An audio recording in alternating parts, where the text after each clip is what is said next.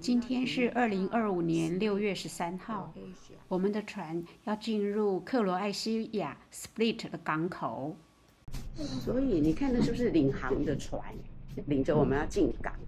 对面还可以看到其他的大型邮轮也在出港进港。这里可以看到大型的巴士要接我们上岸观光，开始岸上观光行程。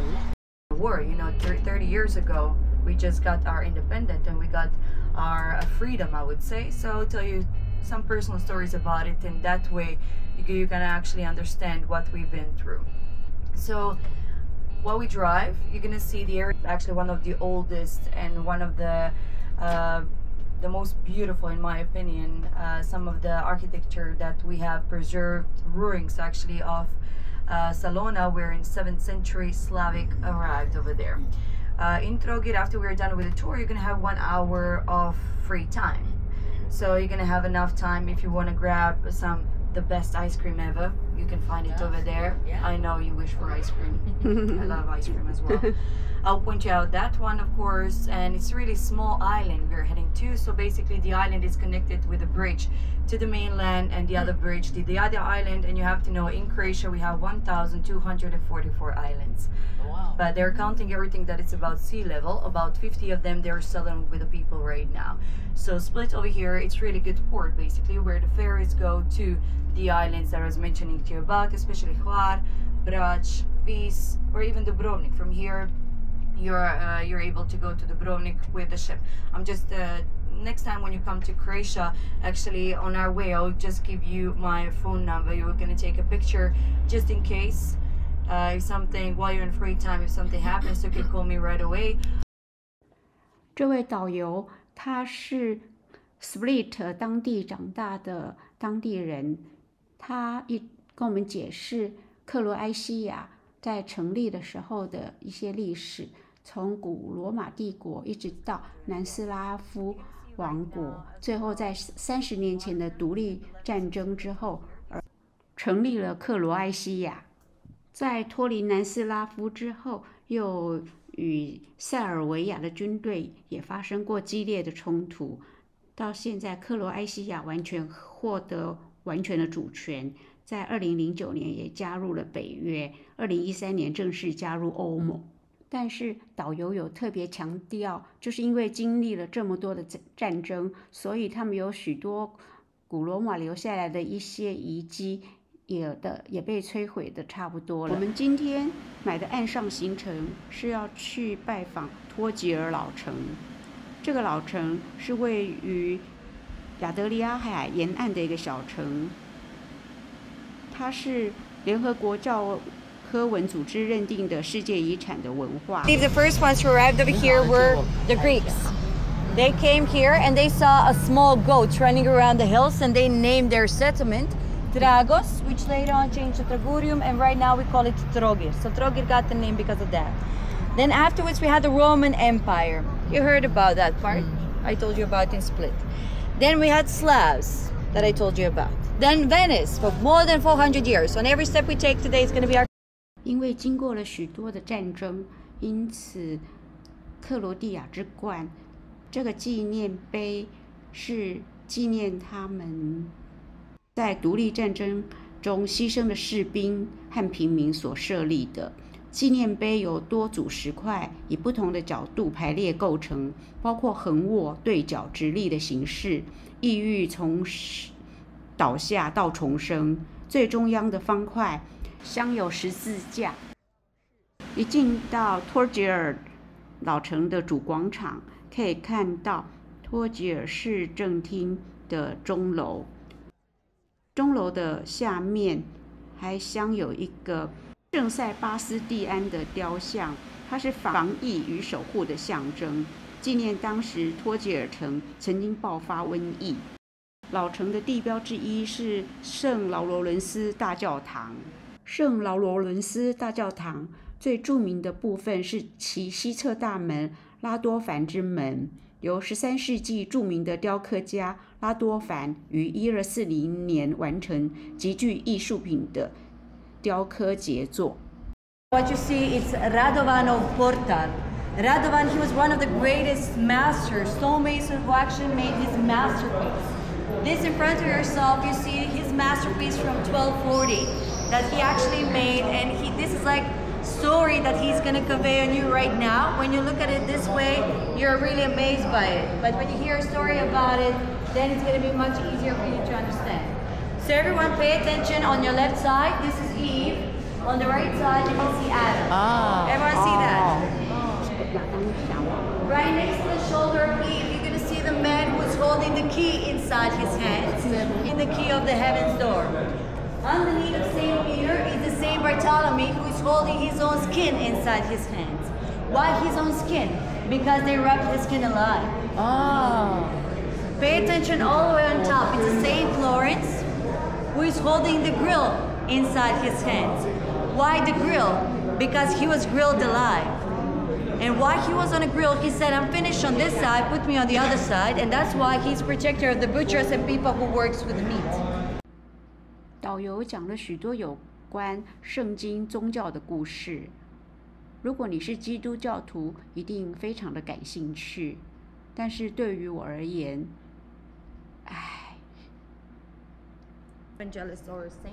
不过我可以看到这些建筑物的雕刻真的非常的美丽，屋顶也是做的非常的精致。Influence from Venice, from Italy as well. You can see the small putties with the flame to come on the outside to take the souls with them. So this is actually representing the putti, and they were Italian architecture style. The only thing I was really afraid when I was a child. 其实教堂外的风景也是非常的令人着迷，看这些钟楼的设计，阳光明亮，游客如织，也是让人非常的心旷神怡。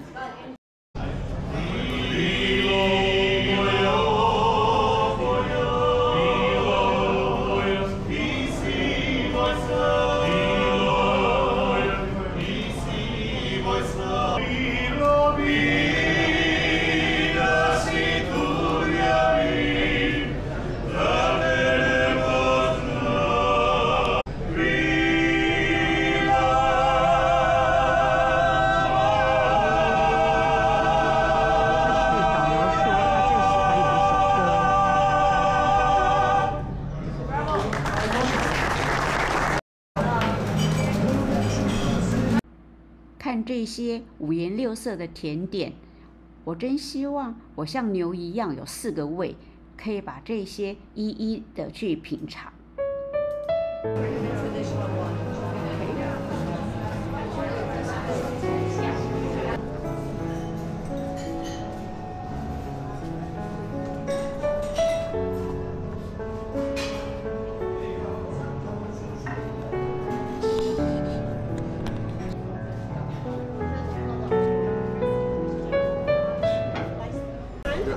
这个导游带着我们做这个小路的巡礼，然后告诉我们等一下11点钟自己走回到 bus station。可是问我们知不知道路，我们全部都说不知道，好笑。ice cream 还有瓦尼娜口味，这个不知道，这个chocolate。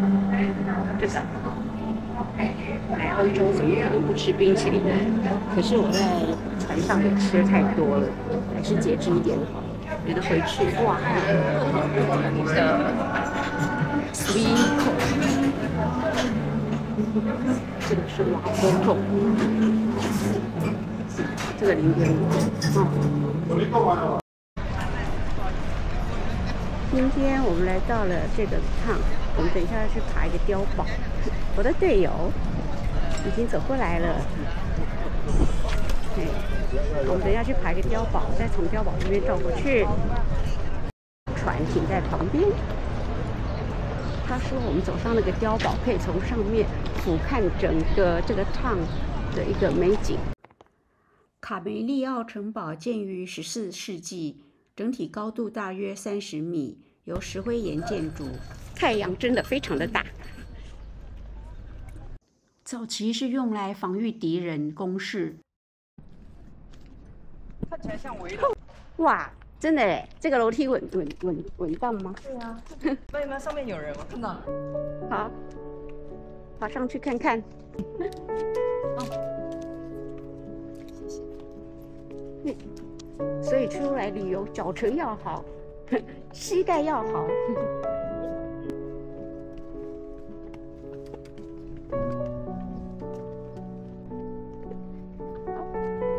也没有太难。这个渔港。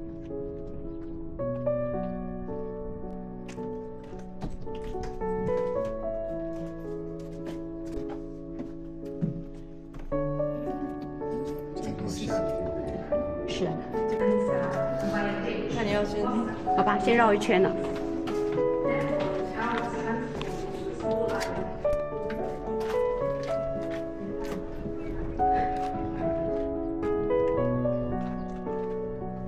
好，绕一圈。是啊，这样。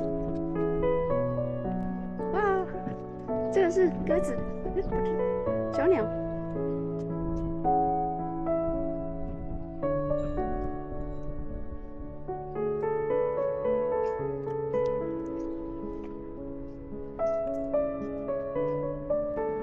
可以上去哎，我也先走吧。我想先上去。真的是还蛮陡的一个阶梯。对，慢慢走。是啊，慢慢走。也很有趣。下来的时候要后退路。难怪。对。哇，还可以再上去哎！哎，还有，继续。好像。哎，真的。对啊，还有哎，一口气到顶。还有。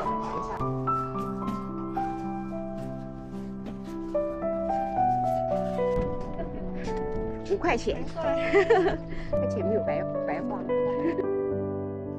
城堡的顶部可以俯瞰亚得里亚海，过去是保卫这个城镇的重要的防御工事，如今却是欣赏日落重要的观光景点。在夏季期间，城内举办音乐会、戏剧、文化的节目，夜晚更有灯光秀。成为观光与文艺兼容之地。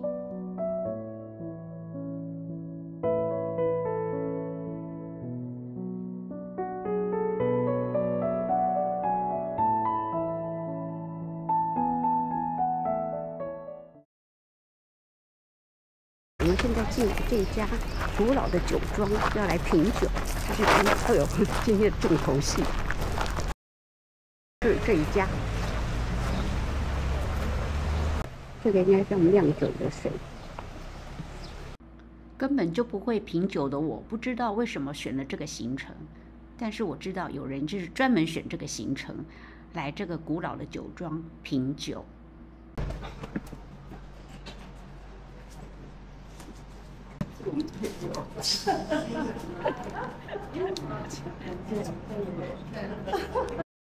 Yes, you can feel how heavy it is. Wow. You need to knee like this and rotate the ground stone. And do you know how we are sure that scissors are sharp enough? They are able to cut through the sheep wool. 200 liters of wine. Over here, we have the wine press, because when you make the wine, you need to squeeze wine from everything else, from the grapes. And you don't have any idea what this is. Feel free to look inside. Refrigerator for olive oil. In order to contain good. 介绍了这么多，我还是迫不及待的来看看我们等一下要吃些什么东西，还有等一下我们的酒品，看这个餐桌摆设。Can you take a picture for us? 下层是面包，中层是火腿，上层是 cheese。酒品有红酒和白酒2种，都是无限制，让你喝到饱、吃到饱。面包非常的可口，搭配火腿 cheese 真的好吃。但是不要问我酒好不好喝，根本不善于品酒的我。回到 Split 老城，我们再逛逛。哇！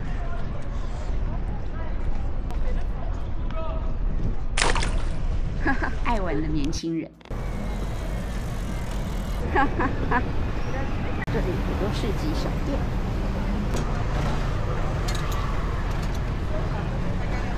那卖很多纪念品 souvenir。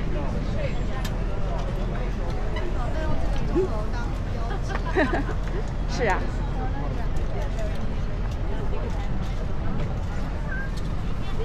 我们去钟楼，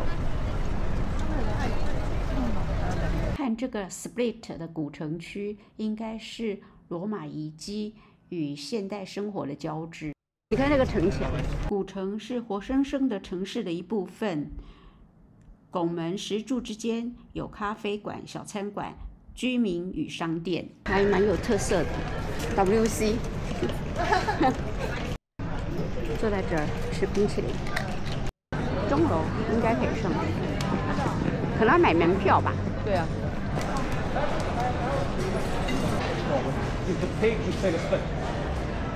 应该是餐厅入口。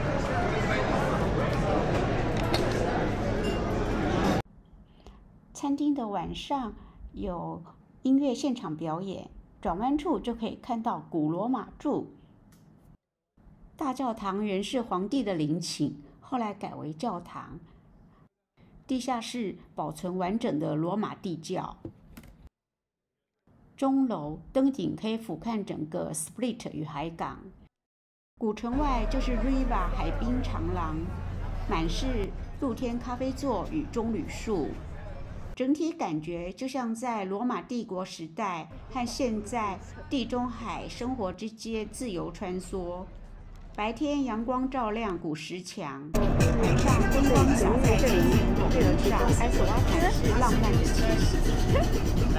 被太阳热昏的我，一回到游轮边，就马上有人递上冰凉的毛巾和冰水。